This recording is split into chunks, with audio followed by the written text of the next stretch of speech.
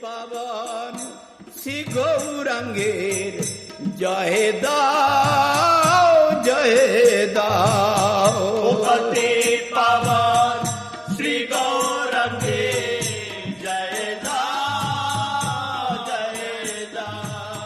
ek karunamaye si gaurangir Shri Rupa Manjari Khyata Yasid Vrindavane Pura Sada Rupakya Gosvāmī Bhutva Prakartatam Iyat.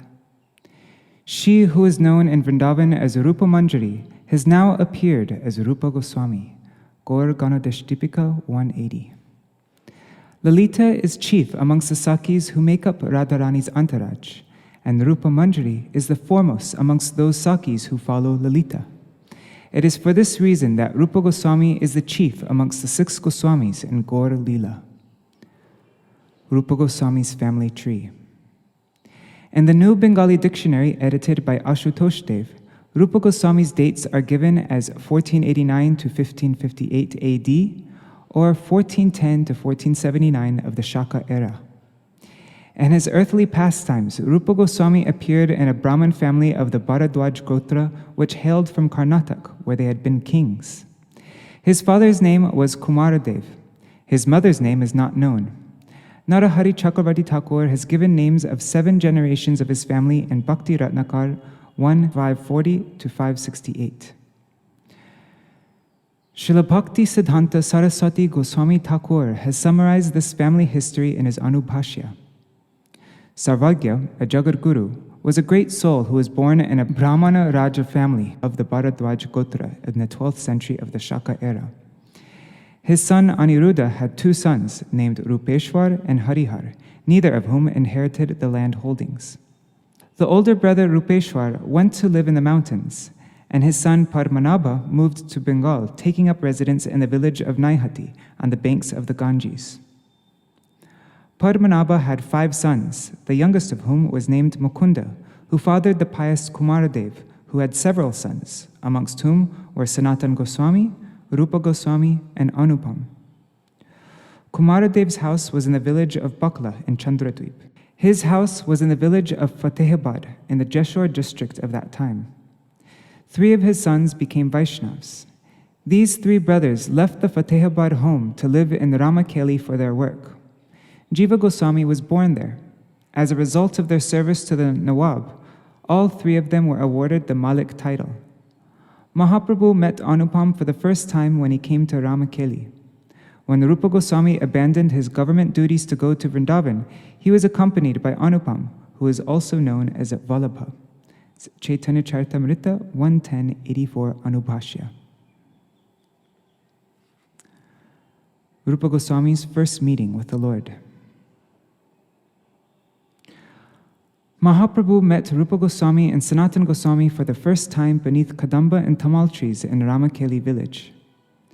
Rupa Goswami had a large pond excavated that still exists, named Rupa Sagar. The 3 brothers were engaged in the service of the contemporary king of Goda, Hussain Shah. Sanatan Goswami was his prime minister, with the title Sakar Malik, while Rupa Goswami was also an important minister with the title Dabir Kas. We have an indication of this from the Caitanya Charitamrita, where the Shah addresses him with this title. When Mahaprabhu arrived at Ramkeli surrounded by countless Hindus, with some concern, the Shah summoned Rupa Goswami to ask him who Mahaprabhu was. Rupa Goswami glorified Mahaprabhu in such a diplomatic way that the Shah's mind was put at ease. The king made private inquiries from Dabir Kas, who told him of Mahaprabhu's glories. Caitanya Charitamrita 2.1.175. Vrindavan Das Thakur also confirms definitively in the Chaitanya Bhagavat that Rupa Goswami and Sanatan Goswami were named Dabir Kas and Sakar Malik respectively. In the Antyakanda, the Lord revealed his divinity to Dabir Kas and Sakar Malik and, recognizing their greatness, released them from their bondage. He then named them Rupa and Sanatan. It's Chaitanya Bhagavat 1.2.171-172. Then 2 great fortunate souls came to the spot where the Lord was. The 2 brothers were named Sakar Malik and Rupa. The Lord looked upon them with compassionate eyes. It's from Caitanya Bhagavat 3.9, 238 to 239. Rupa Gosvāmī and Sanatana Gosvāmī were eternal participants in Krishna Lila. When the time came for them to make their contribution to Gaur Lila, Mahaprabhu and his associates arrived in their home village. While performing their earthly pastimes, the Lord and his devotees make an effort to keep their transcendental natures concealed to facilitate spreading of their teachings to the people in this world. However, when they come close to one another, their actual identity could not remain concealed. Thus, as soon as Rupa Gosvāmī and Sanatana Gosvāmī saw Mahaprabhu, though they were naturally attracted to him, they behaved in the manner of conditioned souls in order to show the people of this world how to act. When the Muslim king heard that Mahaprabhu had come to Ramakeli with a company of thousands of Hindus, he was frightened and suspected Mahaprabhu of having a political purpose. A certain Keshav of the Kshatriya caste who knew about the Lord explained to the Shah, "He is just a sannyasi, a beggar who is out on pilgrimage. A few people are accompanying him, but there's no need to be alarmed." The Shah also consulted Rupa Gosvāmī, who told him of Mahaprabhu's glories and succeeded in calming his fears. Being desirous of meeting the Lord themselves, Rupa Gosvāmī and Sanatana Gosvāmī left the palace in the middle of the night and came to Ramakeli. They first encountered Nityananda Prabhu and Haridas Thakur, who brought the two brothers into the presence of the Lord. Rupa Gosvāmī and Sanatana Gosvāmī placed some grass in their mouths and wrapped cloth around their necks as a sign of humility. They fell down at the Lord's lotus feet and, with tears in their eyes, made the following humble submission. "We are millions of times more degraded, fallen, and sinful than Jagai and Madhai. We have taken a wicked birth. We have become the servants of Muslims, and our activities are exactly like those of the Muslims. We constantly associate with people who are inimical toward the cows and Brahmins. Due to our abominable activities, we are now bound by the neck and hands and have been thrown into a ditch filled with the excrement of evil sense enjoyment." Chaitanya Charitamrita 2.1, 196 to 198. When the Lord heard the extreme humility of the two brothers, he became compassionate. Even so, it is clear from his response to their statement that they were not ordinary conditioned souls, but his eternal associates. "I really had no need to come to Bengal, but I came anyway just to see the two of you. No one knows my purpose, and so the people ask me why I've come to this village of Ramakeli. I am very glad that you have come to see me. Now you can go home. Do not fear anything. You have been my servants life after life, so Krishna will deliver you very soon." After saying this, the Lord placed his hands on the heads of Rupa Gosvāmī and Sanatana Gosvāmī, and they immediately took the Lord's lotus feet and placed them on their heads. Chaitanya Charitamrita 2.1, 212 to 216. The Lord wished to teach that the conditioned soul is delivered by the mercy of the devotees. So he asked Nityananda Prabhu, Haridas, Shrivas, Gadadhar, Mukunda, Jagadananda, Murari, Vakreshwar, and his other associates to bless the two brothers. Sanatan Prabhu then advised Mahaprabhu, "Dear Lord, you are going to Vrindavan with an entourage of hundreds and thousands of people, and this is not a fitting way to go on pilgrimage." Chaitanya Charitamrita 2.1, 224. As a result of this advice, Mahaprabhu put off going to Vrindavan and turned back after going a little farther as far as Kanar Natshala. Rupa Gosvāmī resigns from the Shah's service. From this meeting at Ramakeli, it is evident that Mahaprabhu intended to teach the people of this world through Rupa Gosvāmī and Sanatana Gosvāmī. Not long afterwards, an intense spirit of renunciation awakened in the two brothers, and they started looking for a way to extricate themselves from their entanglement in the service of the king. They paid two Brahmins a large sum of money to perform a Purush-charan of the Krishna mantra on their behalf. And there's a footnote here that says, Srila Prabhupada comments, "A Purush-charan is a ritual performance which consists of worshipping the deity, chanting the mantra, offering oblations, performing a fire sacrifice, and feeding the Brahmins every morning, noon, and evening for a fixed period of time. This is performed for getting desired fruits from the mantra. Such performances are not necessary for the Maha Mantra of the holy name, for by even uttering the holy name once, one obtains all the results to be obtained from Purush Charan. Srila Rupa Gosvāmī finally resigned from his government service, and he deposited 10,000 coins with a grocer in the capital, Goda, on behalf of his elder brother. Then he took the rest of their accumulated wealth with him in a boat to Bakla Chandradweep, where he divided it up, giving half to the Brahmins and Vaishnavas and a quarter for the maintenance of his family, while keeping the rest with a trustworthy Brahmin against any future necessity. Then he sent 2 messengers to Puri to find out when Mahaprabhu intended to travel to Vrindavan by the jungle route through Jharkhand. In the meantime, Sanatana Goswami had stopped his duties in the court of the Shah. Though he claimed to be ill, he was in fact engaged in an intense study of the Bhagavat with a group of scholars. The Shah first sent a doctor to examine Sanatana Goswami, and then, upon learning the truth of the matter, came himself to exhort him to return to work. When Sanatana Goswami showed a continued reluctance to engage in his duties, the Shah had him put in prison. The king then departed to invade Orissa. Rupa Goswami meets Mahaprabhu in Prayag.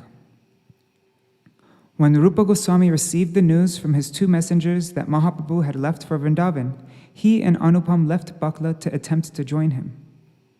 He sent a letter to Sanatana Goswami with this message, invoking him to take any necessary steps to free himself and then come and join them. When Rupa Goswami arrived in Prayag, he learnt that Mahaprabhu was there at the house of a South Indian Brahmin. When Rupa Goswami found him there, he was overwhelmed with feelings of love for the Lord. He and Anupam placed straw between their teeth and repeatedly paid their prostrated obeisances to the Lord, chanting various verses of praise and humility. The Lord felt great affection for the 2 brothers and said, "Krishna's mercy is beyond description, for he has delivered you from the blind well of sensual existence." Mahaprabhu recited verses which stated that a devotee from a family of dog-eaters is dearer to the Lord than even a non-devotee Brahmin who knows the 4 Vedas, and that a devotee of the Lord is as worshipable as the Lord himself. Then he showed his mercy by embracing them and placing his lotus feet on their heads.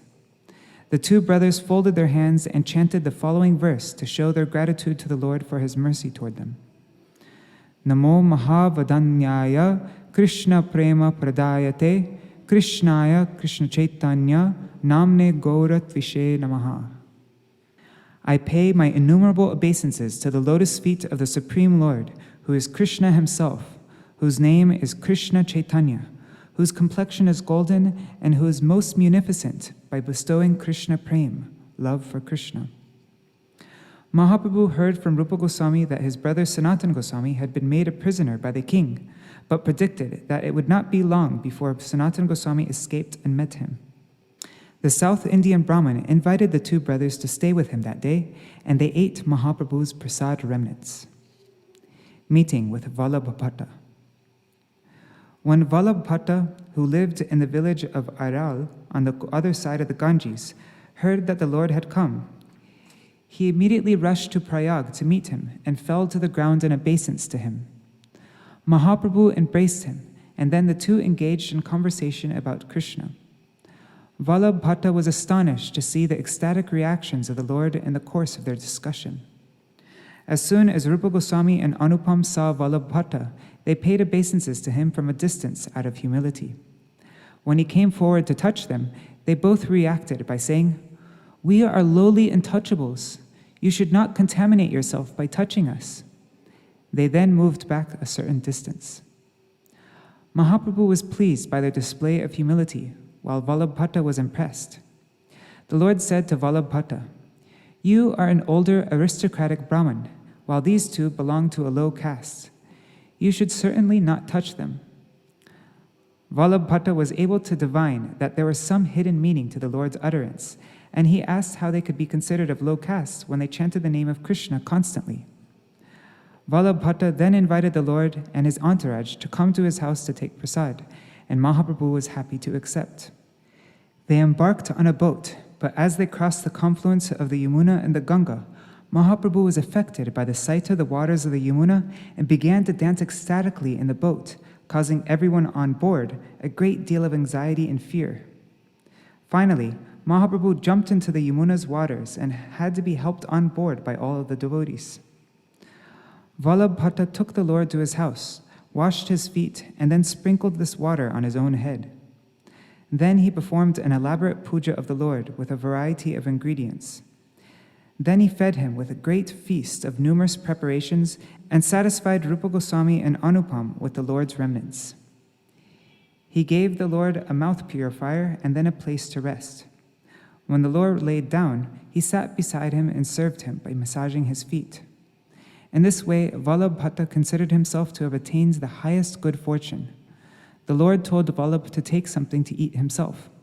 During this time, Raghupati Upadhyaya, a Brahmin from Tīrtha, arrived there.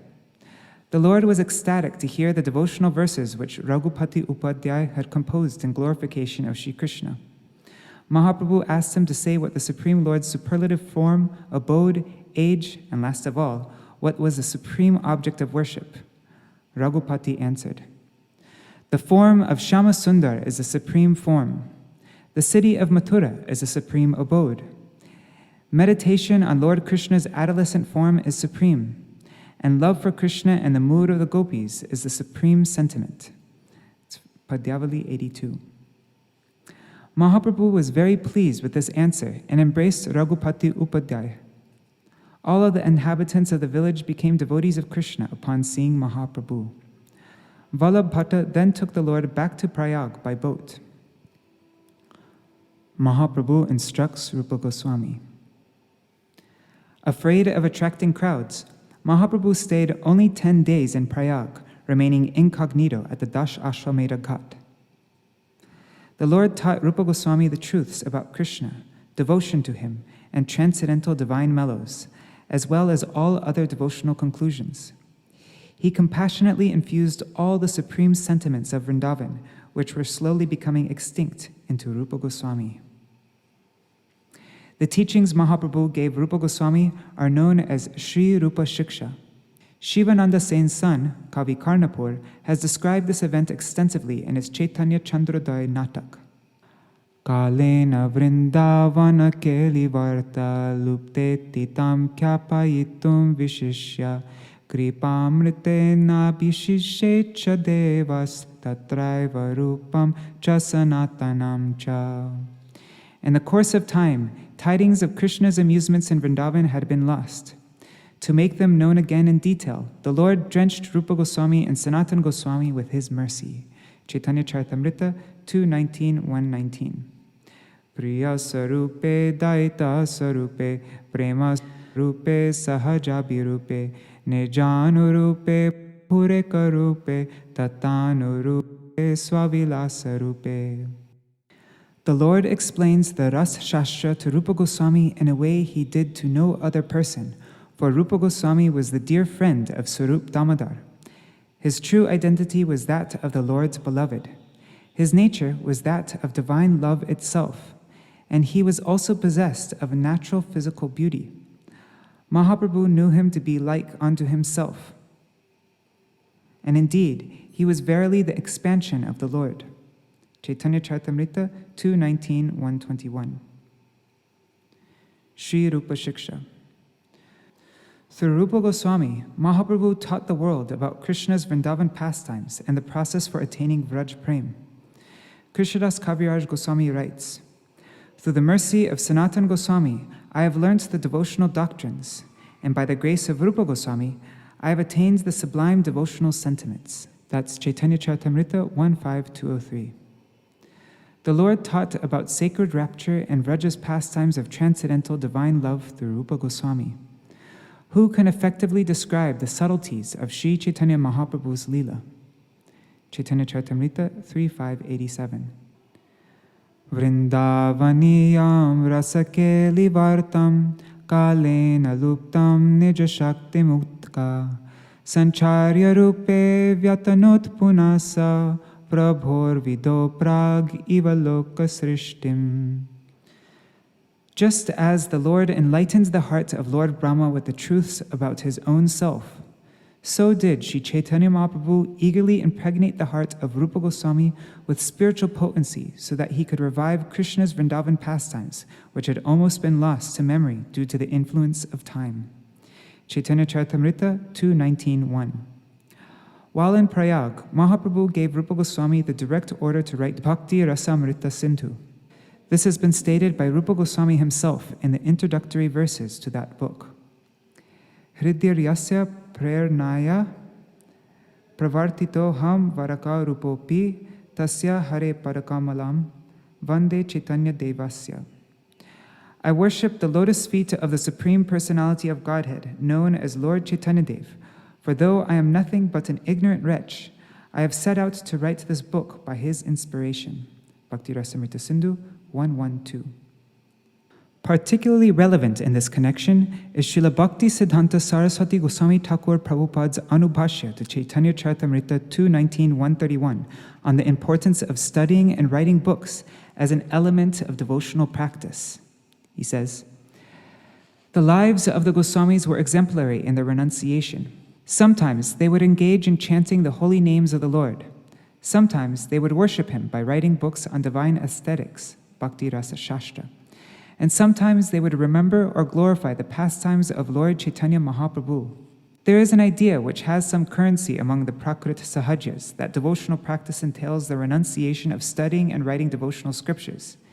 And indeed, scriptural discussions should be stopped for their pursuits, which are foolish by nature. Those who follow in the footsteps of Rupa Goswami have no tolerance to such ideas. However, if a devotional practitioner studies or writes devotional scriptures for the sake of making money through which to satisfy his material senses or attain material fame, respect, or any of the other insignificant and superficial goals which are classed as distractions or weeds in the garden of devotional service, then he will not attain the auspicious results which are the real fruit of such activity. A real Rupanuga, a real follower of Rupa Goswami, has no fruit of ambition for such petty results. When Mahaprabhu was giving Rupa Goswami the prologue to the characteristics of the different mellows and instructed him how to get an iota of taste of the fathomless ocean of sacred rapture, he pointed out how difficult it is to attain devotional service to Krishna. The jiva, or living entity, is an atomic spark of conscious energy. There are countless jivas who are divided into two categories, moving and non-moving. Those that have mobility are again divided into three, those which move on the land, in the air, or in the water. Amongst those who live on the land, a small number are human beings, of which only a minority accepts the Vedic principles. Outcasts such as Pulindas, Mlechas, Shabaras, and Buddhists are in the majority. Of those who accept the Vedas, some do so in name only and engage in sinful activity. Those who practice the Vedic principles are in the minority. Those who are engaged in religious practices towards some fruitive end form the majority in this group. Amongst millions of such karma-nishta followers of the Veda, one person may perhaps attain the level of spiritual knowledge. Yet only one of many millions of such jnanis will be an actual liberated soul. And out of millions of liberated souls, it will still be difficult to find a devotee of Krishna. Devotion to Krishna, which is thus so rare, can take birth when a certain merit is attained through great good fortune. The seed to the devotional creeper comes through the mercy of the Lord and his devotee. The creeper of spontaneous ecstatic devotion does not get shelter anywhere in this world or viraja, not even in Vaikuntha in the spiritual world, but only in Vrindavan at Krishna's lotus feet. Krishna's feet are like the wish-fulfilling tree around which the vine of devotion wraps itself and bears fruit. This is described in the clearest and most wonderful manner by Krishnadas Kaviraj Goswami in Caitanya Charitamrita. After wandering through this entire universe, birth after birth, some fortunate souls receive the seed of devotion, the Bhakti Lata Bij, by the mercy of Krishna and the Guru. Upon receiving the seed of devotional service, one should take care of it by becoming a gardener and sowing it in his heart. If he waters the seed regularly by the process of Shravan and Kirtan, hearing and chanting, the seed will begin to sprout. As one waters the Bhakti Lata Bij, the seed sprouts, and the creeper gradually increases to the point where it penetrates the walls of this universe and goes beyond the Viraja river between the spiritual world and the material world. The creeper passes through the Brahmaloka, the Brahman effulgence, until it finally reaches the spiritual sky and the spiritual planet, Goloka Vrindavan, where it takes shelter of the desire tree of the lotus feet of Krishna. There, the creeper expands greatly and produces the fruit of love for Krishna, while the gardener continues to regularly sprinkle the creeper with the water of hearing and chanting here in the material world. An offense to the Vaishnavas is like a mad elephant that uproots or breaks the creeper, causing its leaves to dry up. The gardener must therefore take care to protect the creeper by making a fence around it so that the elephant of offenses may not enter. Even so, unwanted creepers, such as the weeds of desire for material enjoyment or liberation from the world, may grow along with the creeper of devotional service. Such weeds are countless in their variety. Some examples are forbidden activity, fault-finding, and duplicity, causing suffering to other creatures, and seeking wealth, adulation, or mundane importance. All these weeds grow alongside the main creeper as one waters it, causing its growth to be curtailed. As soon as the devotee sees one of these weeds growing beside the original creeper, he must cut it down instantly. Then the real Bhakti Lata can grow nicely all the way to Vrindavan, where it will find shelter under the lotus feet of Krishna. Caitanya Charitamrita 2:19, 151-161. Srila Bhakti Siddhanta Saraswati Gosvāmī Thakur has commented on this passage in his Anubhashya. Through the act of watering the creeper of devotional service by hearing and chanting, weeds may also grow, which results in the growth of the Bhakti Lata being stifled. If one does not avoid bad association, which is the only way to be free of offenses while hearing and chanting, then one becomes attached to sense gratification, the idea of liberation from material bondage, various mystic achievements, or the practice of deception.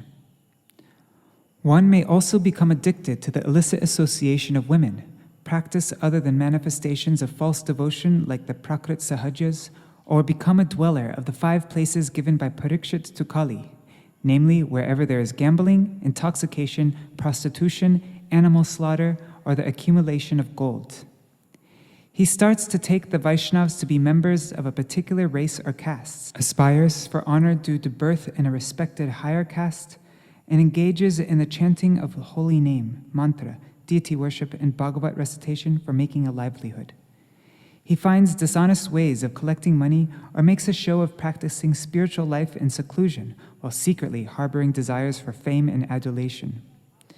The desire for mundane reputation may result in his compromising the philosophy to draw a parallel between the material and transcendental planes, or becoming a supporter of the hereditary caste system by professing worship to a so-called guru who opposes Vishnu and the Vaishnavas. The sum and substance of these aberrant paths is that one becomes intoxicated in the gratification of one's own senses and the pursuit of these superficial and destructive ends. One may pretend to be a great saintly person or as a religious person, but anything less than pure devotion is a hindrance to attaining service to Krishna. If one uproots the various weeds as soon as one sees them beginning to sprout, then the creeper of devotional service will be able to grow as far as Goloka Vrindavan, where it will bear the fruits of divine love. If not, one will end up being cut off from the devotional life and, remaining in the material world, whether in the higher or lower planets, will have to suffer its vagaries. Anubhashya 2:19, 160-161. There are 12 devotional sentiments. The 5 primary sentiments are those of passivity, servitude, friendship, parenthood, and to become a consort. The 7 secondary sentiments are humor, astonishment, heroism, compassion, anger, disgust, and fear. The 5 primary sentiments remain permanently within the devotee's heart, while the secondary sentiments are adventitious, appearing only when there is a cause. Caitanya Charitamrita 2:19, 188. The secondary rasas act as supporting elements for the primary sentiments, coming and going under propitious circumstances. After serving their function, they again disappear, whereas the primary sentiments are permanently established in the devotee's heart. In his teachings to Rupa Gosvāmī, Mahaprabhu established that among the 5 primary rasas, the divine sentiment of conjugal love is the foremost. The characteristics of Shantaras are the abandonment of other desires and steady attachment to Krishna. Over and above these characteristics, the possessor of the serving mood has his service. The friend has an intimacy, while the parent has a sense of being the protector. The devotee in Madhuras has all these qualities with the addition of serving with her own body. Just as all the qualities of the other principal elements of matter, starting with ether, are added together to be united in the earth, so are all the qualities of the other devotional moods united in the mood of conjugal love. Since all the sentiments are present in Madhuras, it is the foremost.